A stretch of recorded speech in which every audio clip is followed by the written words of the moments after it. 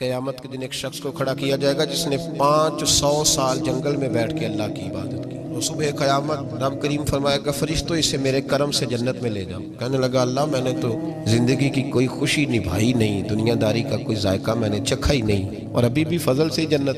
اللہ فرمائے گا چلو تجھے تیرے عمل سے دے دیتے ہیں۔ فرمایا اس کی 500 سال کی عبادت رکھو ترازو کے ایک پلڑے میں، اور میں نے اسے جو 2 آنکھوں کی نعمت دی ہے اس میں سے 1 آنکھ کی نعمت رکھو ترازو کے دوسرے پلڑے میں۔